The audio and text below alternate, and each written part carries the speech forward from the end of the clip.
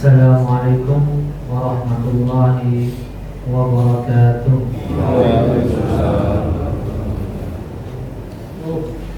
Alhamdulillah, nahmaduhu wa nasta'inuhu wa nastaghfiruh wa na'udzu billahi min shururi anfusina wa min sayyiati a'malina. Man yahdihillahu fala mudilla lahu wa man yudlil fala hadiya lahu. Asyhadu an la ilaha illallah wa asyhadu anna Muhammadan abduhu wa rasuluhu la nabiyya ba'd. Qala Allah ta'ala fil Qur'anil Karim, ya ayyuhalladzina amanu taqullaha haqqa tuqatih wa la tamutunna illa wa antum muslimun. Amma ba'd. Ma'asyiral muslimin, a'azzallahu wa iyyakum. Pertama-tama marilah kita panjatkan segala puja dan bersyukur kepada Allah Subhanahu wa taala yang dengan limpahan rahmatnya pada subuh pagi hari ini kita bisa berkumpul untuk melaksanakan salat subuh berjamaah dengan khusyuk dan tenang. Tak lupa salawat serta salam tercurah kepada junjungan kita Nabi Agung Muhammad sallallahu alaihi wasallam beserta seluruh keluarganya, sahabatnya dan siapapun yang mengikuti mereka dengan baik hingga akhir zaman kelak. Ikhwatul iman, a'azzallahu wa iyyakum. Ya, mau. Bagaimana kabarnya Bapak Ibu? Sehat semuanya ya? Amin. Artinya orang sehat adalah orang yang mendapatkan nikmat yang luar biasa. Karena dengan kesehatan ia mampu menjalankan perintah-perintah dan kewajiban. Pagi hari ini kita akan sedikit membahas atau mengkaji tentang beberapa kaidah fikih dalam Islam yang mungkin sangat berkaitan dengan kehidupan kita sehari-hari atau bahkan berkaitan dengan isu-isu yang sedang mencuat ya.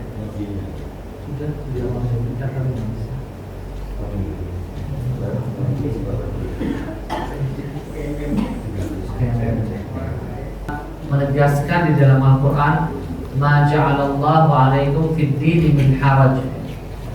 Allah Subhanahu wa taala tidak pernah menjadikan sesuatu yang sulit, menyulitkan atau meruwetkan dalam syariat Islam.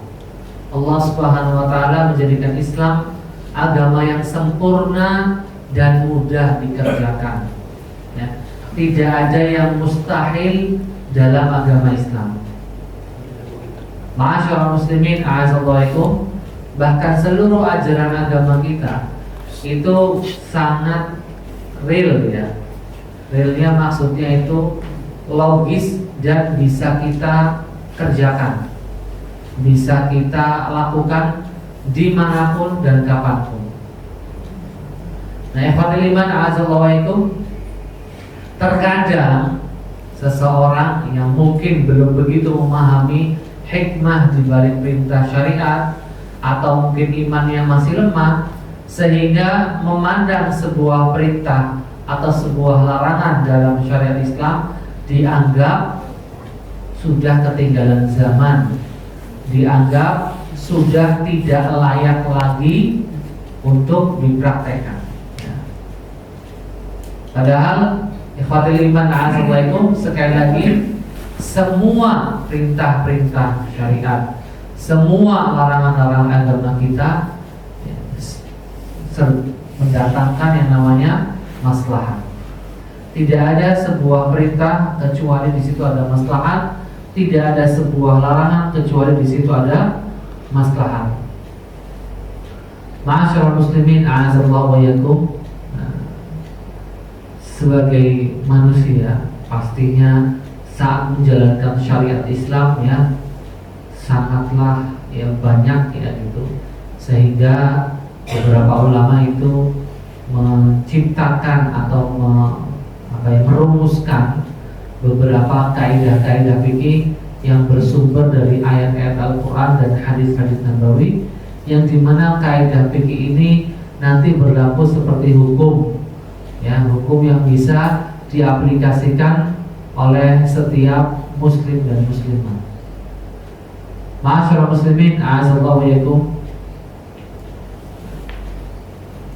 Hampir ya semua tulisan-tulisan orang yang memang sudah tujuannya Islamofobia pasti akan menuliskan dan menggambarkan syariat Islam itu sebuah aturan yang mengekang, sebuah aturan yang tidak bisa berjalan dengan perkembangan teknologi atau kemajuan teknologi. Padahal itu semuanya ya jelas omong kosong ya. Karena ikhwatul iman azalaikum, justru agama kita, agama Islam yang paling bisa berkembang,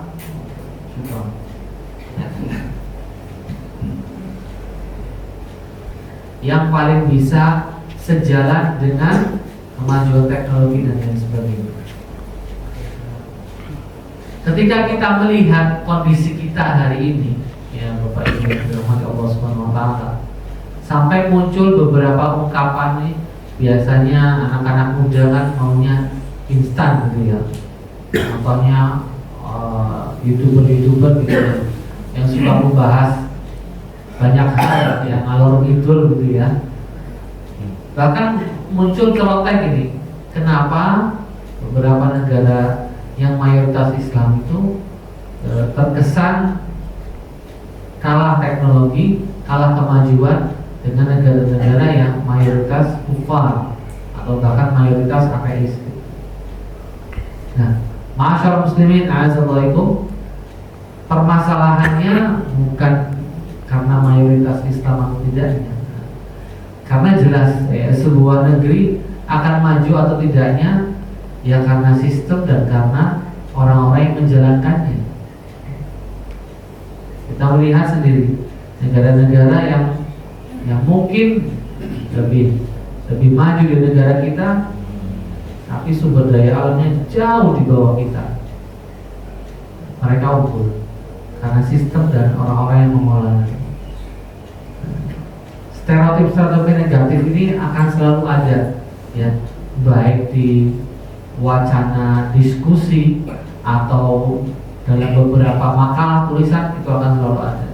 Nah, pagi hari ini, assalamualaikum, kita akan membuka beberapa kaidah fikih yang justru menunjukkan agama kita itu agama yang fleksibel, tapi tetap tegas pada prinsip-prinsipnya.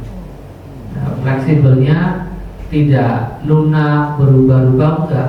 Maksudnya fleksibelnya di beberapa hukum, namun prinsip-prinsip dasarnya tetap dipegang teguh.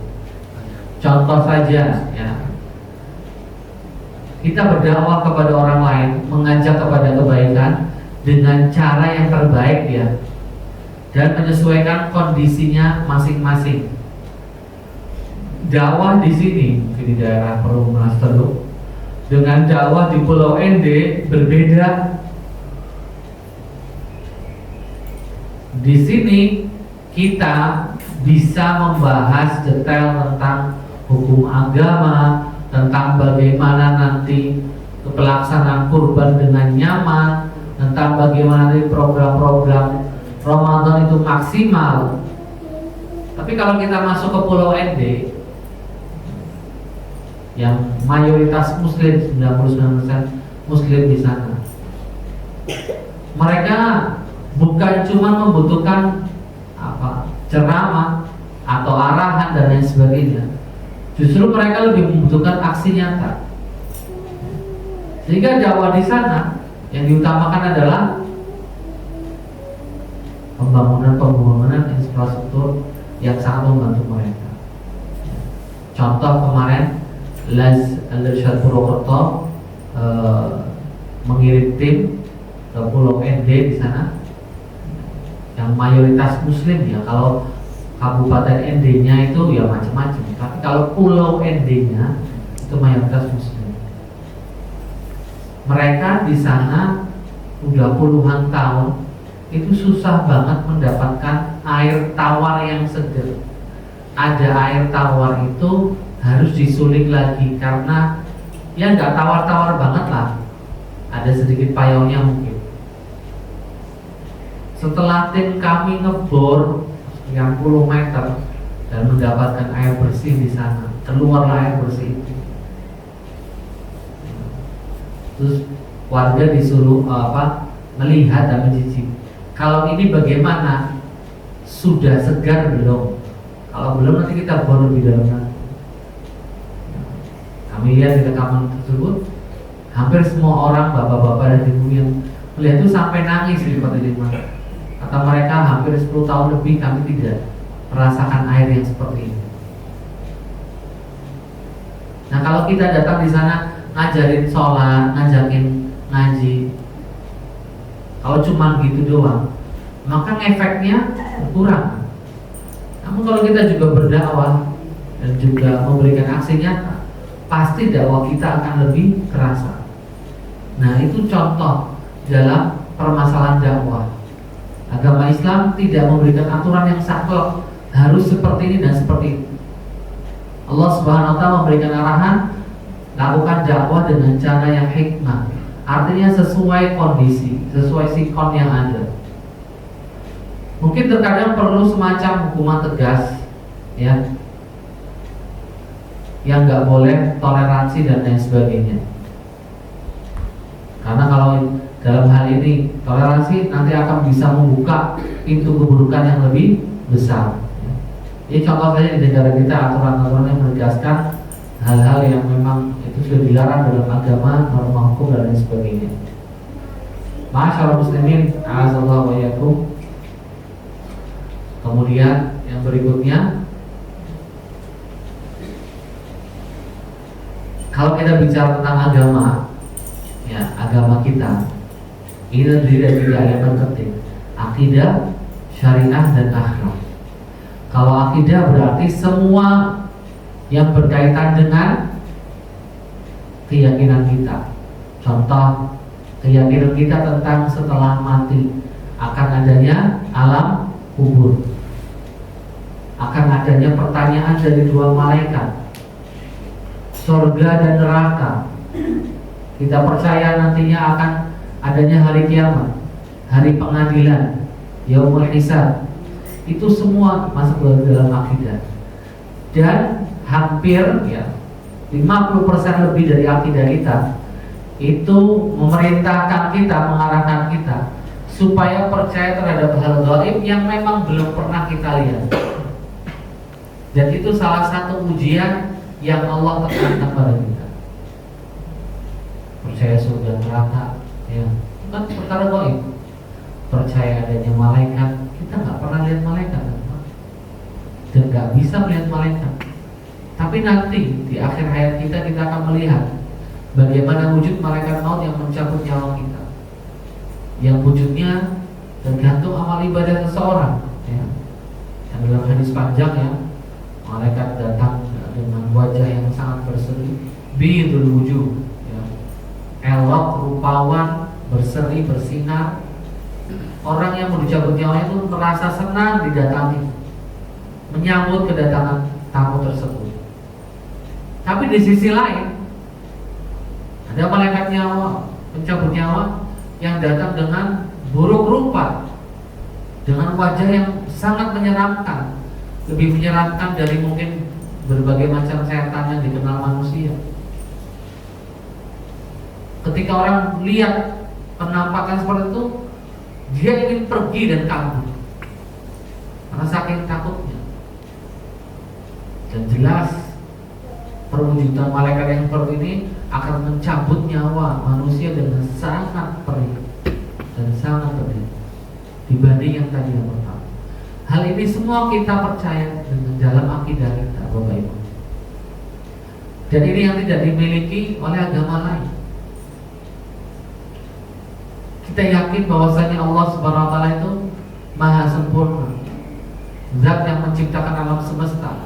Allah mengenalkan dirinya kepada kita lewat 99 namanya.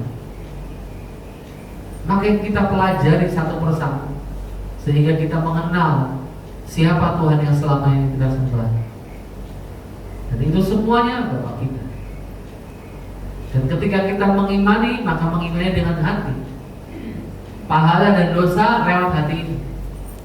Maka dari itu para ulama ya, sering dengan tegas, kalau ada akidah yang salah, kaprah, nanti berpotensi sesat, nanti berpotensi kena dosa besar di yaumul qiyamah. Karena ini merupakan fondasi yang amat dasar. Kemudian yang berikutnya syariat atau hukum yang kita laksanakan secara harian. Sholat 5 waktu kita, puasa kita, zakat kita, sedekah kita, kewajiban kita sebagai kepala rumah tangga, kewajiban sebagai seorang istri, kewajiban sebagai seorang anak, dan seterusnya, itu masuk dalam kategori syariat. Nah, syariat ini Bapak Ibu yang hukumnya bisa fleksibel ketika ada kondisi-kondisi tertentu. Contoh misalnya, kita sholat harus didahului dengan bersuci, pakai air, wudhu, ya kan? Ketika air tidak ada dan kita mau mencari air, itu bisa habis sholat subuhnya, waktu subuhnya, ya kita diperkenankan untuk tayamum. Atau kondisi sakit yang memang itu nggak boleh kena air untuk sementara waktu, maka di saat itu kita bertayamum. Itu contoh ya hukum yang bisa berubah dari air ke debu. Ma'asyiral muslimin, azallahu wa yakum. Contoh lain, hukumnya bisa berbeda sesuai kondisi orangnya yang berbeda. Pernikahan contohnya, bisa hukumnya wajib, bisa hukumnya sunnah, bisa hukumnya makruh, bahkan bisa hukumnya haram. Dilihat dari situasi dan kondisi. Contoh makruh, ketika sudah dipastikan salah satu dari kedua calon pasangan itu tidak bisa melaksanakan tanggung jawabnya, maka di sini pernikahan makruh karena bisa menimbulkan mandorot kepada pasangan yang satunya lagi.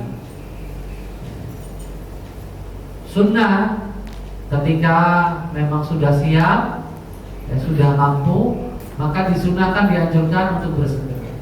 Kalau wajib, berarti orang tadi sudah mampu, ya, dan mengkhawatirkan dirinya itu melakukan perbuatan zina, maka diwajibkan segera menikah. Kalau haram bagaimana? Ya, kalau memang jelas pasangannya misalnya ternyata tidak seakidah, tidak seagama, calon mempelai lakinya, atau misalnya ternyata ketika sedang prosesi kawah, kan keluarga besar habis lamaran biasanya kumpul tuh. Ternyata ini kasuistis ya, mungkin di Indonesia jarang. Ternyata calon yang akan menikahi putrinya ya, pernah disusui oleh ibu anak perempuan tadi, pernah meminum air asinya si ibu. Kalau kasus lain yang mirip seperti ini, saya dengar waktu itu di Mesir ya. Jadi seorang ibu tidak keluar air asinya. Nah, dia punya saudara kayak sepupu gitu, tetangga, ini antar perempuan ya, yang mana anaknya meninggal dunia di usia 8 bulan. Otomatis air susunya masih ada kan, sehingga dia minta ya, mengambil air asi itu untuk putranya yang memang membutuhkan, yang saat itu sudah berganti-ganti merek susu formula tapi mungkin kurang cocok, sehingga anak tadi dapat air asi dari ibu sambungnya, bukan ibu sambungnya, ya ibu yang berdonasi air itu selama 4 bulan kalau nggak salah, hanya 4 bulan, nggak sampai 2 tahun, hanya 4 bulan. Tapi kan dalam syariat, maka status anak tadi itu sudah kayak status kandung, sudah seperti anak kandung bagi ibu yang sudah mendonasikan air susunya. Contoh, ini anak laki ini putranya Ibu Fatimah, yang meneruskan aslinya adalah Ibu Zainab. Nah, anak laki tadi bagi Ibu Zainab itu sudah kayak anak lakinya sendiri, mahram. Dan anak laki ini bagi putri-putrinya Bu Zainab, makanya juga mahram, tidak boleh menikah. Karena dalam Islam 5 kali persusuan itu bisa menjadikan mahram. 5 kali persusuan itu dijelaskan oleh ulama fikih. Kalau bayi nyusu itu biasanya, nah, ibu-ibu lebih paham ya, lepas sendiri. Bukan kita yang melepasin, tapi dia melepas sendiri. Sekali menyusu sampai kenyang, terus dia melepaskan sendiri karena sudah kenyang kan itu. Nah, itu 1. 5 kali seperti itu, maka anak ini menjadi mahramnya. Ada hukum mahramiyah, artinya apa? Seperti anak kandung. Nah, kasus di Mesir tadi itu sudah prosesi lamaran, sudah mau akad nikah, sudah besoknya akad nikah. Ya, setelah itu ketemu ibu yang diundang keluarga besar, termasuk Bu Zainab yang dulu pernah menyusui, diundang. Nah, pas lihat calon mempelai prianya, kok kenal ibu bapaknya, ditandangi, kalian apa sih? Nah, itu yang mau nikah anak saya loh. Nah, disitulah muncul permasalahan. Nah, setelah duduk bareng, ya sudah dipahamkan mereka tidak boleh menikah. Ini contoh pernikahan yang jadi hukumnya haram. Dan pasti banyak lagi contoh fleksibilitas hukum dalam Islam. Dan contoh ini lebih ke ranah syariat. Yang terakhir di Iman, ranah akhlak. Kalau akhlak ini nilai-nilai yang disepakati, yang gak akan berubah dari zaman ke zaman, dari waktu ke waktu. Contoh kejujuran, ya. Bersikap jujur, ya, dari waktu ke waktu gak berubah, ya. Itu ajaran yang diajarkan Islam oleh Rasulullah SAW dan dilaksanakan oleh para penurut. Tapi akhlak di Islam, Iman, itu ada landasannya. Landasan dari ayat Al-Quran atau dari hadis. Jadi tidak semua sesuatu yang dianggap mulia itu langsung dianggap akhlak. Tidak. Contoh, kalau kita dipukul orang dalam Islam, kita boleh membalas. Tapi kalau kita memaafkan, Allah janjikan pahala. Memaafkan dengan catatan mampu membalas, tapi dia nggak balas karena pengen memaafkan. Jadi kan ada pilihan, mau balas atau memaafkan. Kalau dalam ajaran agama lain tidak seperti itu. Kalau ditampar pipi kanan, kasih pipi kirinya, kan gitu. Justru akhlak dalam Islam itu sangat real, bisa diaplikasikan dimanapun dan dalam kondisi apapun. Dari keberanian, dari kedermawanan, lemah lembut, semuanya bisa kita aplikasikan. Itu realnya akhlak Islam. Rabbaniyatul masdar, ya, yang bersumber dari wahyu Allah Subhanahu wa taala. Itu kalau bicara akhlak. Jadi nggak semua mungkin yang dianggap oleh sebuah komunitas ini sebagai budi pekerti luhur dan dianggap oleh komunitas lain bukan budi pekerti luhur. Bagaimana Islam menanggapinya? Ya dilihat ada nggak kategori itu dalam syariat Islam. Nah, ma'asyiral muslimin, a'azzallahu wa iyyakum, yang berikutnya, dalam agama kita tuh nggak ada kontradiksi. Mau hadis, mau ayat Al-Quran, Bapak Ibu nggak ada. Silahkan bisa cek, ya, dari Al-Fatihah sampai An-Nas tidak ada satupun nas ayat Al-Quran yang satu ngomong garam asin, yang satu ngomong garam manis, nggak ada. Itu yang saya maksud kontradiksi. Ini ayat bilang neraka itu panas, kok ada ayat lain bilang neraka itu adem? Nggak ada. Kalau kita bicara studi perbandingan agama, ini nyata ya. Kitab suci agama lain penuh dengan kontradiksi. ayat ini ngomong tanah, ngomong sini, tapi yang di sebelah sini ngomong kayak gini. Banyak sekali yang kontradiksi. Tapi sudah terbukti beribu-ribu tahun yang lalu sampai hari ini, ya, agama kita dengan ajarannya, ya, kita bisa bicara ajaran agama, ya, bukan personalnya, ya, agama, ajaran agama tidak ada kontradiksi. Hadis pun kayak gitu Bapak Ibu. Kalaupun ada yang hadis bertentangan gitu, ya, coba dicek, barangkali salah satunya hadis palsu. Nah ternyata benar.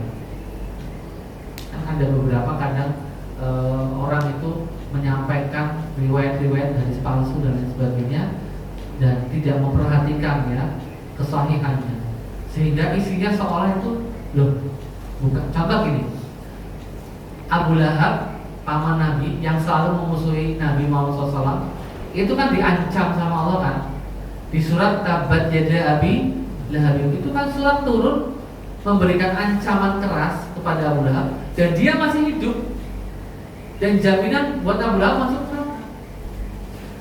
Tapi saya pernah menemukan ada seorang, ya, mungkin ustaz gitu, ya, dia membacakan sebuah riwayat yang mengatakan bahwasanya Abu Lahab diringankan adabnya. Alasannya, dulu waktu Nabi lahir, dia sama istrinya tuh bantuin ngurus. Real fakta sejarah memang betul, ikhwatul iman. Ketika Nabi lahir, dia yatim. Paman kandungnya Abu Lahab ngurusin, sampai ngirim pembantu, ngurusin semuanya. Real sejarahnya Bapak Ibu, anak-anak perempuannya Nabi sama dua anak perempuannya Nabi itu sudah dilamar sama dua anak lakinya Abu Lahab. Sudah tunangan.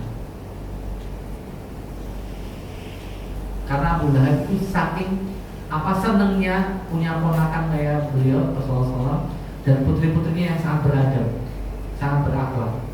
Jadi dia kepengen mempersunting anak-anaknya untuk anak putra-putranya beliau. Berjalannya waktu, setelah pertunangan, Rasulullah SAW berdiam diri di Gua Hira, terus mendapatkan wahyu menjadi nabi kan. Nah disitulah Abu Lahab mulai berubah pikiran. Mohon maaf, kami batalkan pertunangannya. Akhirnya kan dibatalkan. Sebagian orang mengisahkan bahwasanya Abu Lahab diringankan adab. Ini kan nggak senada dengan surat Al-Lahab yang sudah sangat tegas memberikan ancaman dan janji akan azab neraka. Nggak senada. Nah, setelah kita periksa, ternyata riwayat itu nggak ada sanad jalur yang jelas kepada sahabat atau Nabi Muhammad SAW. Hanya sebuah cerita dari orang ke orang, dari zaman ke zaman, yang dianggap itu sebuah riwayat yang tersambung ke lisannya Nabi Muhammad SAW. Nah, ini contoh. Jadi ikhwatul iman, gak ada kontradiksi dalam ajaran agama kita, gak ada. Silahkan, bisa Anda cek Al-Quran maupun hadis Rasulullah SAW. Kadang kalau orang memahami yang kontradiksi, biasanya pemahamannya mungkin kurang mendalam, atau orang memandang sebelah mata syariat Islam seolah terkesan terlalu primitif atau sudah nggak layak diaplikasikan dalam zaman sekarang. Berarti mungkin pemahamannya kurang mendalam, kurang mentadaburi ayat tersebut, atau kurang memahami konteks sebuah hadis, ya. Ini yang sering terjadi di lapangan. Namun ketika beberapa orang tersebut yang kita ajak diskusi, dan ternyata mereka menyadari kekurangan ini. Jadi ikhwatul iman a'azzawaikum, ini salah satu fakta tentang agama kita. Agama yang gak akan pernah didapati, ya, ajarannya itu kontradiksi, gak akan pernah ada. Ini yang menjadikan kita bangga. Contoh lain lagi yang khas banget dengan agama kita itu sanad. Mungkin Bapak Ibu sering dengar sanad, ya. Sanad itu seperti silsilah yang nyambung ke Rasulullah SAW. Dan ini hanya di agama kita. Agama lain nggak punya.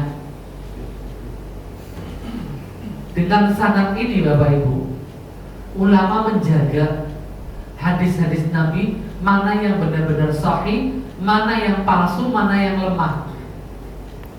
Kalau sahih, artinya efeknya apa? Kita wajib mengimani isinya. Kalau perintah amalan, ya kita berarti harus wajib mengamalkannya semampu kita. Tapi kalau hadisnya dhaif atau palsu atau lemah dan lain sebagainya, maka kita nggak boleh percaya isinya dan nggak boleh dijadikan sebagai sandaran hukum. Itu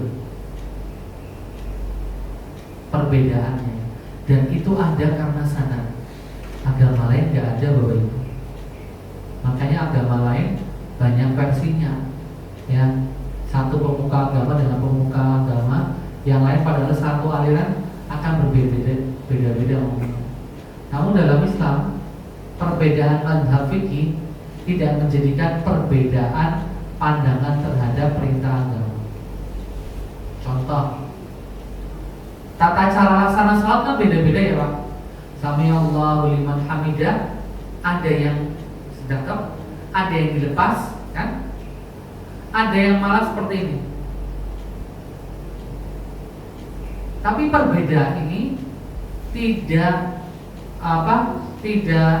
berbeda juga, tidak serta merta mereka juga berbeda dalam menanggapi kewajiban sholat. Tidak, sholat tetap wajib 5 waktu, cuman caranya memang berbeda. Bahkan di beberapa mazhab Hanafi, minoritas Hanafi, itu ketika Allahu Akbar, takbiratul ihram yang kita seperti ini sebagian dilepas. Dan mazhab ini dipakai oleh mayoritas Syiah. Kalau Bapak Ibu melihat orang sholat itu Allahu Akbar kemudian tangannya dilepas langsung, barangkali Syiah bisa jadi, tapi nggak mesti juga, ya. Tapi kalau Bapak Ibu melihat ada orang sujud sholat gitu ya, terus bawa lempengan ditaruh di tempat sujud yang terbuat dari tanah liat, itu jelas Syiah. Itu lempengan dari tanah Karbala. Kata mereka, sujud di atas itu akan lebih afdal pahalanya. Masyaallah muslimin, azallahu, ini contoh kaidah fikih yang saya bawakan. Ini contoh, ada banyak. Darul mafasid muqaddam ala jalbil masalih, ya. Menolak sebuah keburukan itu lebih diutamakan daripada mendatangkan kemaslahatan. Ada kemadharatan ini, tapi juga ada kebaikan yang kita inginkan. Kalau kita ngambil kebaikan, madornya bisa menimpa kita, maka kita dahulukan apa? Menolak kemadharatan. Jangan sampai madharat yang mengenai, apalagi madharatnya besar, ya, itu mengenai diri kita, tapi kita bisa menolak itu terlebih dahulu, baru setelahnya kita bisa mendatangkan kemaslahatan, ya. Atau gini, ada dua madharat, ada dua keburukan, yang satu parah, yang satu keburukannya ringan. Otomatis sebagai muslim, ya, mau nggak mau kita ngambil keburukan yang ringan, ya, supaya tidak terjadi keburukan yang lebih besar. Saya lakukan ini saya praktekkan kaidah ini istihad saya sendiri, ya, buat anak-anak remaja yang suka nongkrong di latar masjid malam hari. Kami nggak pernah mengusir mereka, kami juga tidak pernah membatasi jam mereka. Kami cuma bilang, kalau di masjid Mas, jaga omongannya ya, jangan keluar kata-kata toksik. Ini rumah ibadah, rumah Allah. Oh iya Ustaz. Yang kedua, jangan teriak-teriak kalau lagi nge-game. Tetangga denger yang dimarahin takmir. Kalau takmir sudah dimarahin, kalian gak boleh nongkrong di sini lagi. Oh gitu ya Ustaz. Oke. Anak-anak tangga perumahan, anak-anak SMA gitu, anak-anak yang ada sebagian sudah mulia, ya kami biarkan. Kami pikir seperti ini. Kalau mereka nongkrongnya di luar, apa nggak efeknya lebih buruk?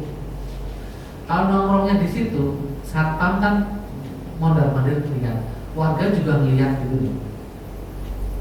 apakah mereka nge-vape atau ngerokok kan terpantau.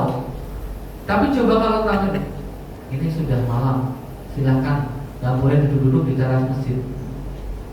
Kami pikir mandorotnya lebih besar. Di luar sana itu lebih besar mandorotnya, apalagi anak remaja zaman sekarang. Ya kami menganggap itu anak kami sendiri lah. Kalau kita punya anak masih remaja kayak gitu, apa-apanya nggak boleh, pasti mereka akan lucu-lucuan mainnya kemana-mana. Nah itu contoh yang kami lakukan. Ya, bi akhafi dororen, kita ambil mandorot yang lebih sedikit. Ya main game nongkrong di teras masjid tidak ada faedahnya kan Bapak Ibu, bahkan bisa jadi mandorot. Tapi bagi kami jauh lebih ringan daripada mereka nongkrongnya di luar. Apalagi ketemu orang luar yang mungkin tidak terdidik dengan baik. Asyarul muslimin, azallahu wa yakum, dan beberapa contoh yang lain yang bisa kita ini contoh lagi, saya bawakan contohnya ya. Mungkin ya dalam syariat Islam kan mengarahkan kita taat terhadap pemerintah yang zalim ya, demi mendapatkan kemaslahatan yang lebih besar, stabilitas negara, dakwah tetap jalan, syiar Islam tetap jalan dan lain sebagainya. Kezaliman pemerintah mandorot. Tapi kalau kita fokus untuk melawan kezaliman ini, sehingga menimbulkan kekacauan, sehingga menimbulkan orang susah ibadah, keamanan hilang, nah ini mandorot yang lebih besar ya. Nah itu makanya beberapa ulama klasik yang berbicara tentang politik mengatakan jangan melakukan revolusi kalau memang nanti mandorotnya lebih besar setelah revolusi ya. Ini contoh two-state solution atau solusi dua negara Israel Palestina. Kita sebagai muslim aneh gitu ya, lewat Israel yang menjajah datang kok diakui gitu ya. Palestina yang terjadi kok dapat jatahnya sedikit gitu ya. Khatiman azalaikum, coba kita amati. Sekarang siapa yang berani melawan Israel? Nggak ada. Kemarin Iran cuman pura-pura sebentar lah ya, gojekin sebentar doang. Negara lain Pakistan bisa nggak mungkin, ekonominya mereka sedang merosot ke bawah. Mana negara yang mau berperang? Bukan masalah takut sama Israelnya, tapi takut sama yang membackup Israel. Mandorotnya jauh lebih besar. Banyak yang menolak solusi ini, banyak Bapak Ibu, dan wajar menolak itu. Tapi beberapa orang memandang ini solusi praktis yang bisa kita lakukan hari ini. Dua negara berdampingan di satu tanah, di Palestina. Negara Zionis, Israel dan Palestina.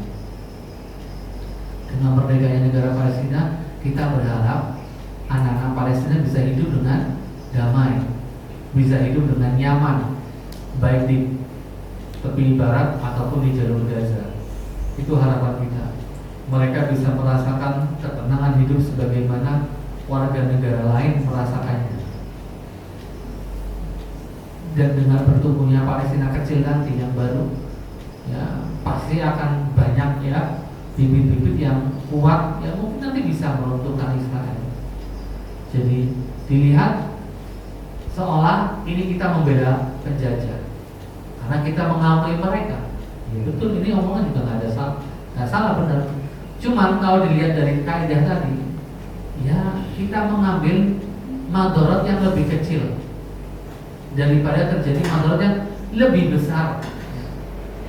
Jadi saya katakan untuk sementara ini solusi dua negara mungkin solusi praktis dan cepat yang bisa mengentaskan kekacauan Palestina yang hari ini kita lihat.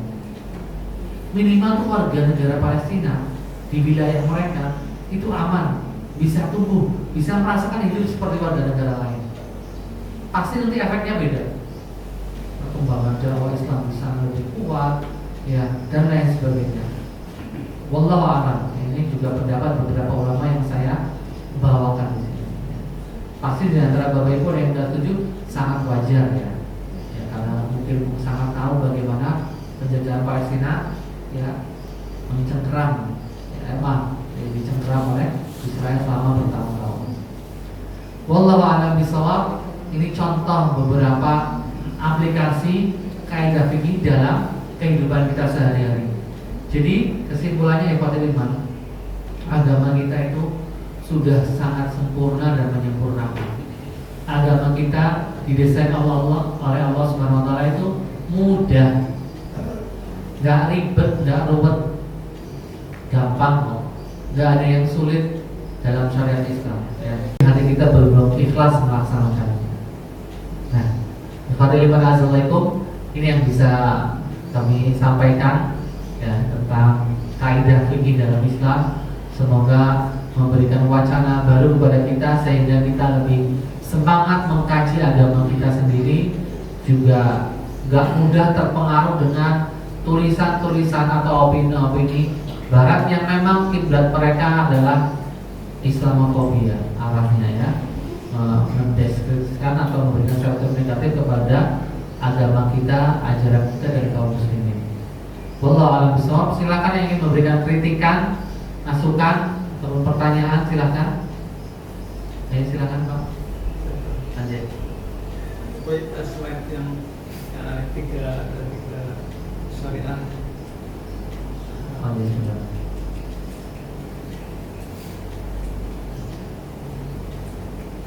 Nah, ini saran aja barangkali untuk menggambarkan Islam terdiri dari tiga elemen ini, jangan bundar-bundar kayak gitu. Nanti kesannya itu ada irisan-irisan. Ya, jadi mungkin lebih tepat kalau gambarnya dari segitiga ini dibagi tiga. Oh ya betul. Ya, Sepakat ya. Karena memang itu semuanya utuh satu ya. Betul. Ada irisan-irisan. Apa itu maknanya? Oke. Terima kasih masukannya Pak. Terus yang kedua, ada dua agama yang adalah agama Syiah, Kristen dan Islam. Kalau Kristen itu kaidah mereka adalah baguslah semua manusia di muka bumi. Karena mereka pun akan dakwah. Jadi pula dengan Islam. Nah, kaitannya dengan menghadapi mereka punya misi kayak begitu, kaidah Islam mestinya seperti apa? Baik, untuk menghadapi kayak semacam misionaris gitu ya. Memang Assalamualaikum, ini hukumnya fardu kifayah Pak. Harus sebagian kaum muslimin memikul beban ini. Karena memang betul bahwasanya khususnya yang agama Katolik itu, kan ada Protestan dan Katolik, khususnya yang Katolik itu, mereka memang punya misi dari awal, yaitu mengkristenkan manusia dari awal ya. Dan mereka punya cara-cara yang sudah dipelajari bertahun-tahun lewat dana, lewat acara dan sebagainya. Bagaimana cara kita menghadapinya? Nah, Assalamualaikum, ini berarti tugas bersama, nggak cuma satu orang ya. Kalau saya lihat ada beberapa kaum muslimin yang bikin komunitas seperti ini. Contoh di Malang itu ada komunitas Hagia Sophia. Itu komunitas seorang ustadz yang memang ahli dalam kristologi, kemudian juga mantan-mantan biarawati atau pendeta yang masuk Islam, belajar agama, akidah dan sebagainya. Kemudian mereka membuka titik-titik misionaris tadi, bagaimana celah mereka itu mendakwai umat Islam dan bagaimana kita ya menghalangi atau menghadang serangan tersebut atau arus misionaris tersebut. Dan yang Assalamualaikum, kalau kita di internal kita harus penguatan akidah. Ini nomor satu. Dengan penguatan akidah, anak-anak kita tidak akan mudah terpengaruh yang namanya ajakan agama lain. Gak usah ajakan agama lain, ajakan aliran yang agak-agak nyeleneh, pasti anak kita sudah anti. Jujur saja, kita nggak usah menuntut di Banyumas saja. Kalau kita bicara Islam, Ada aliran yang sudah jelas difatwakan sesat. Contohnya Ahmadiyah. Dan masjidnya besar. Contoh di dekat pasar Cikebrok. Itu kalau kita dari Masjid Jensut ambil kanan itu ada mutiara, terus nanti kiri jalan ada masjid hijau namanya Masjid Nusrat, Masjid Jamaah Ahmadiyah. Seberangnya gereja. Itu milik Ahmadiyah. Nah, belum lagi nanti yang Syiah sudah mulai ada di Purwokerto beberapa musola Syiah. Nah, cara internal kita harus ada penguatan akidah. Di keluarga kita, bapak dan ibu menguatkan. Di masjid-masjid harus ada kajian khusus tentang akidah. Jadi misalnya kayak Jensu tuh 7 hari atau di beberapa masjid 7 hari ada kajian. 1 hari itu khusus membahas akidah. Ada itu di internal kita. Kalau di eksternal ya berarti kita harus membentuk tim, dan ini memang nggak semua orang Islam bisa berbicara tentang kristologi, bisa mencegah arus seperti ini. Begitu Pak. Wallahu a'lam bishawab. Terakhir kan dari Bapak. Ini mungkin kasus ya. Jadi anak angkat dari bayi perempuan gitu. Itu statusnya tetap tidak akan menjadi muhrim berarti bagi bapak angkatnya. Dan kalau menikah berarti nikahnya diwalikan hakim gitu. Iya. Itu satu. Yang kedua, 2 orang tua gitu tahu ya. Anak pertamanya misalnya sebenarnya hasil zina sebenarnya gitu. Jadi menikah tapi sebenarnya sudah ada anaknya. Status si anak ini sebenarnya secara wali tetap bisa disandarkan nggak gitu ke bapaknya kalau dia perempuan juga gitu, atau memang tidak bisa sebenarnya dia ini anaknya perempuan ya? Iya, anaknya perempuan kan. Kalau anaknya laki kan nggak usah dibahas. Laki kan anak satu perempuan. kembali. Jadi ini statusnya seperti apa? Karena dia kan interaksi selama ini misalnya udah dewasa menjadi tidak muhrim kan. Baik. Ya itu ada 2 kasus itu. Kalau yang kasus yang pertama itu memang ada di. Kalau yang pertama tetap Allah SWT menegaskan tud'uhum ila abaihim. Dulu Nabi Muhammad pernah mengadopsi anak laki-laki karena beliau nggak punya anak laki-laki tumbuh besar sampai remaja.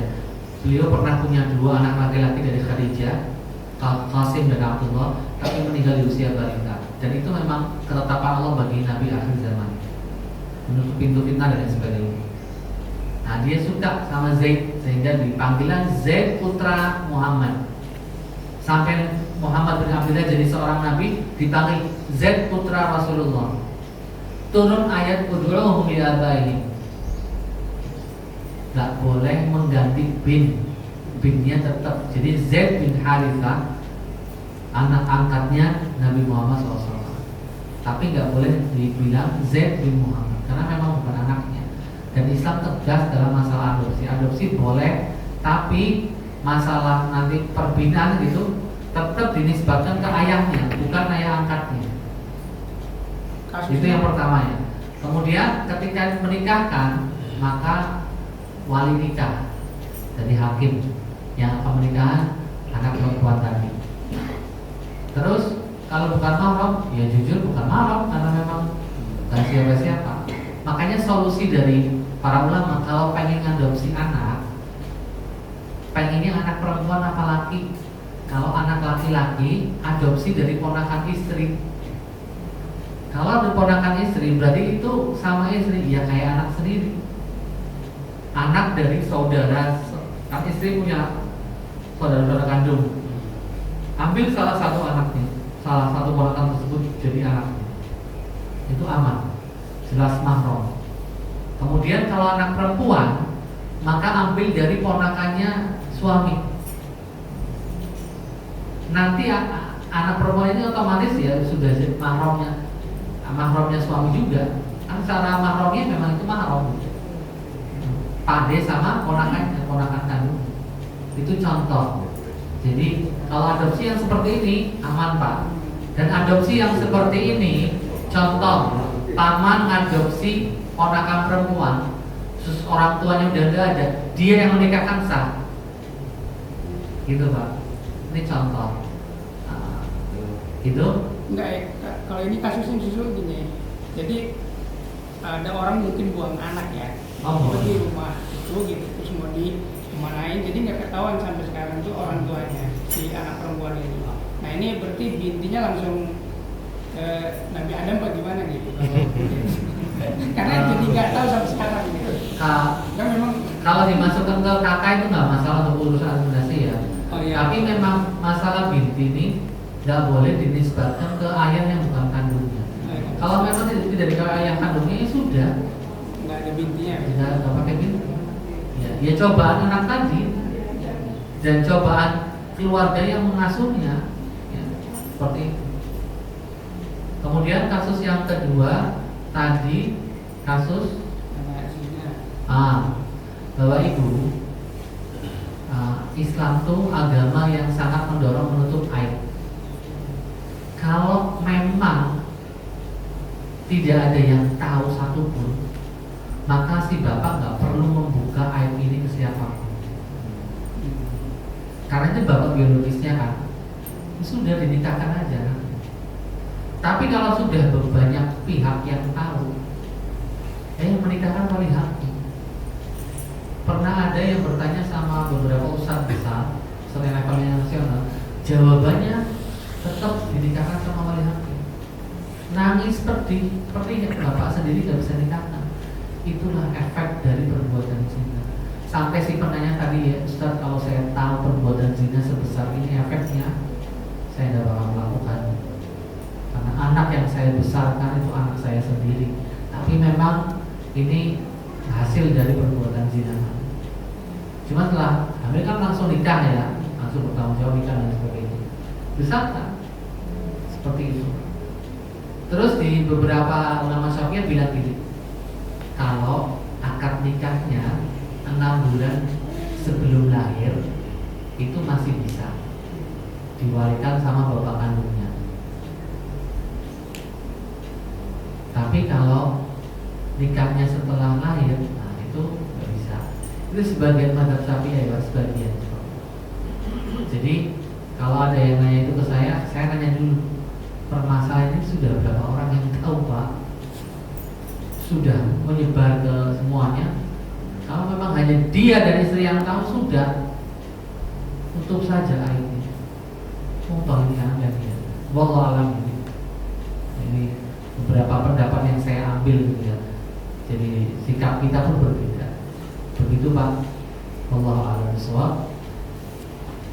Pak Fahmi silakan. Teruskan tadi dari tadi terkait anak tiri tadi ya. Apakah terkait dengan warisan juga punya hak waris untuk anak tiri? Anak adopsi. Iya, adopsi. Anak adopsi boleh dengan wasiat. Tapi kan wasiat nggak boleh 30% Pak. Makanya beberapa orang yang mengadopsi anak, dia punya anak kandung tapi adopsi anak. Konsultasi ke beberapa ustadz, termasuk di situ ada saya waktu itu. Kami sarankan kalau memang mau meninggal ya seperti rumah, ya silakan belikan di masa hidup kalian apa yang ingin kalian berikan kepada anak adopsi tadi. Dia nggak bisa dapat hak waris dalam Islam. Kalaupun dapat wasiat, tulis wasiat sekian persen untuk anak adopsi sah. Kalau nggak mau model wasiat, ya selama hidupnya silakan memberikan sesuatu yang mau dia diberikan. Selebihnya ya sudah hak anak kandungnya semuanya. Kalau nggak punya anak kandung gimana sih? Ya kepada keluarganya, maksudnya kepada orang tuanya kalau masih hidup, kalau nggak ke saudara-saudaranya yang masih hidup. Begitu. Wallahu a'lam bishawab. Kalau anak tiri beda kan ya Pak? Iya. Kalau anak tiri kan anak bawaan dari salah satu pasangan kan. Ya dia tetap mendapatkan harta, misalnya suami bawa anak, dia nikah sama seorang gadis. Nah, dengan gadis ini dia punya satu anak juga, jadi total 2. Ya dua-duanya dapat warisan bapaknya sama rata. Kalau dulunya laki misalnya udah sama rata. Nah itu anak kandungan. Tapi mungkin bagi si istri anak tiri gitu ya. Jadi itu tiri. Karena dalam Islam istilah tiri saya katakan nggak ada lah. Adanya saudara sebapak atau saudara seibu. Oh ini saudara seibu tapi beda bapak. Bukan tiri. Karena itu dianggap sama dalam Islam. sama-sama satu rahim, ini sama-sama satu benih gitu. Kalau di kita kan tiri ya, tiri soal itu anak beda, bukan ya Pak. Nah begitu. Wallahu a'lam bishawab. Terima kasih atas perhatiannya. Saya kira cukup dan mohon maaf jika ada kata-kata yang kurang pas. Aku qouli hadza wa astaghfirullah li wa lakum. Wassalamualaikum